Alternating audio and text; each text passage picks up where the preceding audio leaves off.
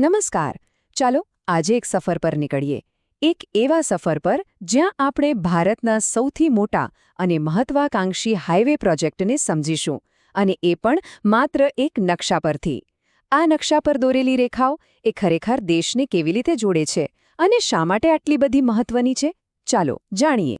જો આ છે એ નકશો. પહેલી નજરે તો થોડું ગૂંચવણભર્યો લાગે, ખરું ને? કેટલી બધી રંગબેરંગી રેખાઓ, શહેરોના નામો. પણ એક વાત સમજી લઈએ, આ ખાલી રસ્તાઓ નથી. આ તો દેશના આર્થિક વિકાસની ધમનીઓ છે, એનું એન્જિન છે. પણ સવાલ એ છે કે આ બધી રેખાઓનો મતલબ શું છે? આ લાલ, વાદળી અને ગુલાબી લાઈનો એ આપણને કઈ કહાણી કહેવા માંગે છે? બસ આજે આપણે આ જ કોયડાને ઉકેલવાના છીએ. તો આ માત્ર રસ્તાઓનો નકશો નથી, આ તો આખા દેશને એક સૂત્રમાં બાંધવાની એક ભવ્ય યોજના છે. એક એવી યોજના જેનો હેતુ માત્ર ભૌગોલિક અંતર ઘટાડવાનું નથી, પણ લોકો અને શહેરોને નજીક લાવીને વિકાસ માટે નવા દરવાજા ખોલવાનો છે. આ નકશા પર જે મુખ્ય પ્રોજેક્ટ્સ દેખાય છે એ છે સ્વર્ણિમ ચતુર્ભુજ અને એની સાથે ઉત્તર દક્ષિણ અને પૂર્વ પશ્ચિમ એક્સપ્રેસ માર્ગો. હવે સવાલ થાય કે આ એક્સપ્રેસ માર્ગ એટલે શું? એ સામાન્ય હાઈવેથી કેવી રીતે અલગ છે? જુઓ, એમાં વાહનોની અવરજવર પર કડક નિયંત્રણ હોય છે. અંદર આવવા અને બહાર જવાના રસ્તાઓ પણ નક્કી હોય છે. આનાથી ફાયદો એ થાય કે ગાડીઓ સતત ઊંચી સ્પીડ પર ચાલી શકે અને પરિણામ મુસાફરીનો સમય લગભગ અડધો થઈ જાય છે. તો ચાલો આપણી આ સફરની શરૂઆત કરીએ આ આખા નેટવર્કના હૃદયથી, જેનું નામ છે સ્વર્ણિમ ચતુર્ભુજ. નામ જ કેટલું ભવ્ય છે, નહીં? એના પરથી જ એના મહત્વનો અંદાજ આવી જાય છે. હવે જરા આ લાલ રેખા પર ધ્યાન આપીએ. આ છે સ્વર્ણિમ ચતુર્ભુજ. લંબાઈ કેટલી ખબર છે? લગભગ 5846 કિલોમીટર. આ એક એવો હાઈવે છે જે દેશના 4 સૌથી મોટા મહાનગરોને જાણે એક માળામાં પરોવી લે છે, અને આનાથી બને છે આર્થિક વિકાસનો એક જબરદસ્ત શક્તિશાળી ચતુષ્કોણ. તો આ ચતુષ્કોણના 4 ખૂણા કયા છે? ચાલો જોઈએ.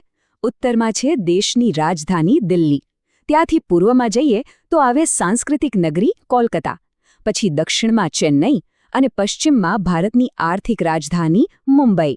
આ ચારેય શહેરો અને એમની આસપાસના વિસ્તારો જ તો દેશની મોટાભાગની આર્થિક ગતિવિધિઓનું કેન્દ્ર છે. સ્વર્ણિમ ચતુર્ભુજની વાત તો થઈ. હવે ચાલો દેશની કરોડરજ્જુ જેવા એક લાંબા, સીધા માર્ગ પર નજર કરીએ. આ છે ઉત્તર દક્ષિણ માર્ગ. આ જે વાદળી રેખા દેખાય છે ને, એ છે આ માર્ગ. ક્યાંથી ક્યાં સુધી? છેક ઉત્તરમાં કાશ્મીરના બર્ફીલા પહાડોમાં આવેલા શ્રીનગરથી લઈને સીધા દક્ષિણના છેડે કન્યાકુમારીના સમુદ્ર કિનારા સુધી. લગભગ 4000 કિલોમીટર લાંબો આ રસ્તો ભારતના ભૌગોલિક અને સાંસ્કૃતિક વૈવિધ્યને એક જ દોરામાં બાંધે છે. અને હવે વાત કરીએ એને લગભગ કાટખૂણે છેદતા બીજા એક વિશાળ માર્ગની. આ માર્ગ દેશના પૂર્વ અને પશ્ચિમ છેડાને જોડે છે.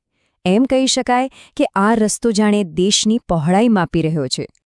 આ રહી એ ગુલાબી રેખા.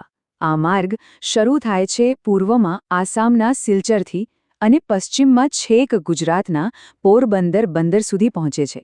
આનું સૌથી મોટું મહત્વ એ છે કે તે આપણા પૂર્વોત્તરના રાજ્યોને દેશના બાકીના ભાગ સાથે મજબૂતાઈથી જોડે છે, જે વેપાર અને વિકાસ માટે ખૂબ જ જરૂરી છે. તો મૂળભૂત રીતે આ બે મુખ્ય ધરીઓ છે.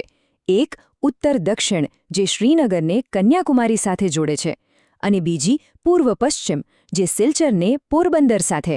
આ બંને મળીને દેશ માટે એક એવું મજબૂત લોજિસ્ટિક્સ નેટવર્ક બનાવે છે જેનાથી માલસામાન દેશના એક ખૂણેથી બીજા ખૂણે ખૂબ જ ઝડપથી પહોંચી શકે છે. સારું, તો આ બધા અલગ અલગ ટુકડાઓને જોડીએ તો આખું ચિત્ર કેવું દેખાય છે? એનાથી બને છે ભારતનું એક એકીકૃત રાષ્ટ્રીય માર્ગજાળ.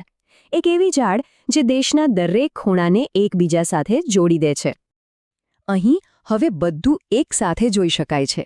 જુઓ કેવી રીતે આ ત્રણેય ભાગો, લાલ રંગનો સ્વર્ણિમ ચતુર્ભુજ, વાદળી ઉત્તર-દક્ષિણ માર્ગ અને ગુલાબી પૂર્વ-પશ્ચિમ માર્ગ એકબીજા સાથે મળીને એક વિશાળ અને સંકલિત નેટવર્ક રચે છે. આને અલગ અલગ પ્રોજેક્ટ તરીકે ન જોવા જોઈએ. આ તો એક જ ભવ્ય યોજનાના હિસ્સા છે. અને આ વાત સમજવી ખૂબ જ જરૂરી છે. આ રસ્તાઓ ખાલી શહેરોને નથી જોડતા.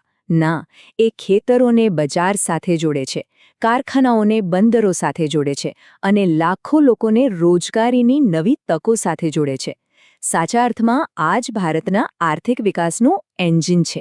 આ બધું જોયા પછી એક સવાલ મનમાં ચોક્કસ થાય કે જ્યારે કોઈ દેશ આટલા મોટા પાયે કનેક્ટિવિટી ઊભી કરે છે ત્યારે તે પોતાના ભવિષ્યને કેવો આકાર આપતો હશે? માલસામાન, લોકો અને સૌથી અગત્યનું વિચારોના આવા મુક્ત પ્રવાહની આવનારા સમયમાં કેવી અને કેટલી મોટી અસરો જોવા મળશે? વિચારવા જેવી વાત છે.